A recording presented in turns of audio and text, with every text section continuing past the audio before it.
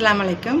இன்றைக்கி அல்குரானின் தமிழாக்கத்திலிருந்து பாகம் 5 அத்தியாயம் 4 அனிசா தொடர்ச்சி பார்க்கலாம். அவுதுபில்லாஹி மினஷ் ஷைத்தானிர் ரஜீம். பிஸ்மில்லாஹிர் ரஹ்மானிர் ரஹீம். வசனம் 110.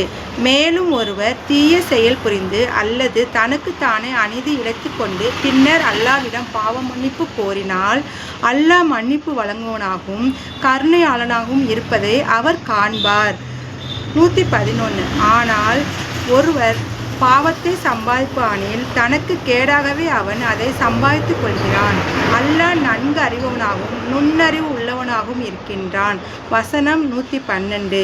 மேலும் ஒருவன் ஒரு தவறை அல்லது ஒரு பாவத்தை செய்துவிட்டு ஒரு நிரபராதியின் மீது அதை சுமத்திவிட்டால் அவன் பெரும் அவதூறையும் வெளிப்படையான பாவத்தையும் நிச்சயம் சுமந்து கொள்பவனாவான்.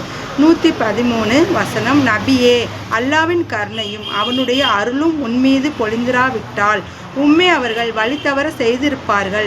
ஏனெனில் அவர்களில் ஒரு கூட்டத்தார் உம்மை தவறான கருத்தில் ஆழ்த்திட வேண்டும் என்று முடிவில் கட்டியிருந்தார்கள்.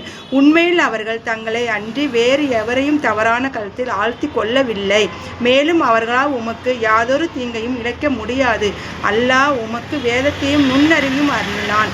மேலும் நீர் அறியாதவற்றையும் உமக்கு கற்றுத் தந்தான்.